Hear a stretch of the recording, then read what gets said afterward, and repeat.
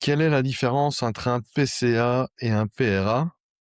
Eh bien, merci Camille pour cette question, parce que c'est vrai que parfois trouver des sujets, c'est pas le plus compliqué. Le plus compliqué, c'est choisir parmi tout ce qu'il y a à raconter et aujourd'hui, ben, on va parler de continuité d'activité. Franchement, moi, je trouve qu'on n'en parle pas assez. On parle beaucoup de cyber-résilience. Finalement, la résilience, c'est quoi? C'est le roseau qui se plie mais qui ne casse pas. Et donc, on ne parle pas assez de continuité. Où est-ce que tu vas trouver de la continuité?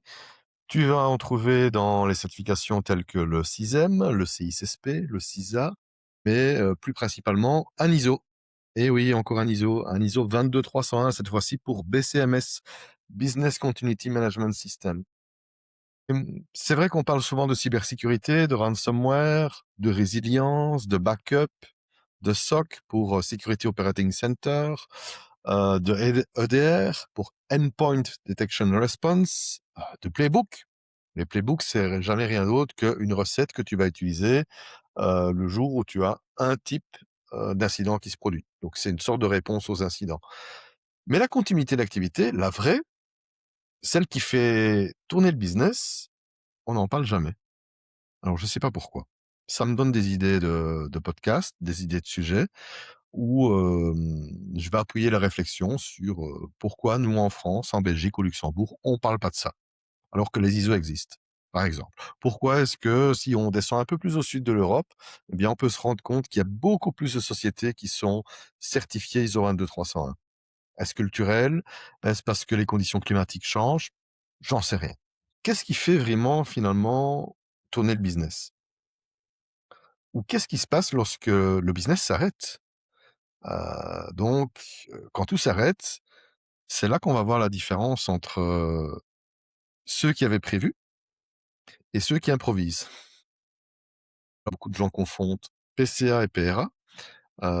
Et honnêtement, même moi, parfois, je réfléchis plus vite en anglais, parce qu'en Belgique, hein, dans beaucoup de boîtes, on parle surtout de BCP et de DRP. Et donc, on va partir là-dessus. Je vais vous parler du BCP pour Business Continuity Plan et du DRP pour Disaster Recovery Plan. Et là, la différence devient beaucoup plus simple à comprendre parce que le BCP, c'est comment le business continue à fonctionner, tandis que le DRP, c'est comment je remonte l'IT pour aider le business à continuer. Et ça, c'est pas la même chose. J'ai travaillé dans un énorme retailer français en Belgique, environ 700 magasins, et là, on gérait des entrepôts gigantesques. Donc, si je te reparle de BCP de l'entrepôt, c'était pas le serveur est down, non. Le vrai problème, c'était comment les camions continuent à entrer et sortir par tous les temps. Parce que si les camions ne bougent plus, les magasins ne sont plus livrés. Et donc, plus personne n'achète nos marchandises. Et là, ton business commence à mourir très vite. Tu vois, on n'est même plus sur de l'IT ici. On est dans la logistique, l'opérationnel, le terrain. On avait même un plan neige. Oui, oui. Dès qu'il neigeait, on avait des plans de contingence parce qu'un camion de 10 roues, quand ça part en portefeuille sur l'autoroute ou en ciseaux, bah, ça bloque tout. Donc, on avait prévu des accords avec des sociétés utilisant des plus petits camions, moins risqués, plus flexibles. Ça, c'est du BCP. Et puis, j'ai connu 2 pandémies, H1N1, pas là encore. Puis Covid. Rappelle-toi du lockdown. Tout le monde était enfermé à la maison. Et là, la vraie question, c'était comment le business continue à tourner? Que c'était pas est-ce que le firewall fonctionne? Non, c'était comment les gens travaillent, comment les commandes partent, comment les clients sont servis, comment les fournisseurs continuent, les paiements passent, etc. C'est ça du PCA, du BCP si tu veux. Donc c'est aussi avoir assez de cash pour tenir plusieurs mois, sans rentrée financière. Ça fait partie de la continuité. Parce qu'un business qui n'a plus de trésorerie, bah, même avec des serveurs parfaits, il meurt quand même. Et ça, beaucoup de gens l'oublient. Donc on pense souvent continuité égale informatique. Non, non, pas du tout. Un autre exemple, les coupures électriques. Tu fais comment quand le dépôt n'a plus d'électricité?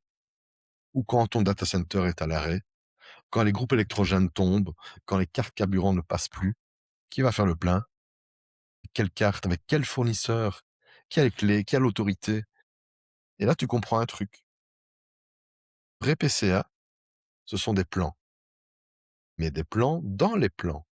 Parce qu'une crise n'arrive jamais proprement et puis, on a eu des grèves aussi. Je me rappelle d'une grève comme ça de camionneurs, certains zonings étaient complètement bloqués et c'était pas notre grève et d'un coup, nos camions ne sortaient plus.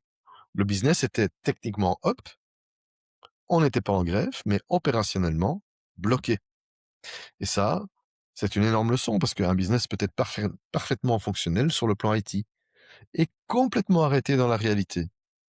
Et maintenant, le PRA. Le PRA, c'est le fameux DRP, Disaster Recovery Plan. Alors déjà, si tu ne l'as jamais testé ou que tu ne l'as jamais exécuté, ce n'est plus un disaster recovery, c'est un disaster discovery. Parce que le jour où tu vas devoir le lancer, tu vas découvrir des mots de passe manquants, les backups sont corrompus, les serveurs, on en a oublié certains, les procédures ne sont jamais mises à jour, les dépendances sont inconnues, et là, ça devient folklorique. Et le PRA, en fait, c'est principalement comment je restaure mon environnement IT. Donc, on va parler de backup, de serveurs, d'Active Directory pour Microsoft, des différentes applications, du cloud, des VPN, la téléphonie, les réseaux, des bases de données la plupart du temps. Et là, tu te retrouves souvent avec les fameux RTO et RPO. Je vais pas trop rentrer dans les détails ici, mais RTO, c'est Recovery Time Objectif et RPO, Recovery Point Objectif. Je pense que ça mérite une autre vidéo sur la différence parce que pas mal de gens se trompent aussi. On a également les tests de restauration, les sites de secours, mais attention.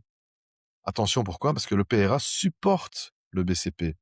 L'IT n'est pas la finalité, l'IT sert le business. Et ça, c'est probablement la plus grosse erreur que je vois parfois. Des entreprises avec des PRA magnifiques, des backups partout, des clusters, du cloud, de la réplication, mais aucune vraie réflexion sur les fournisseurs, les humains, la logistique, la trésorerie, les dépendances critiques.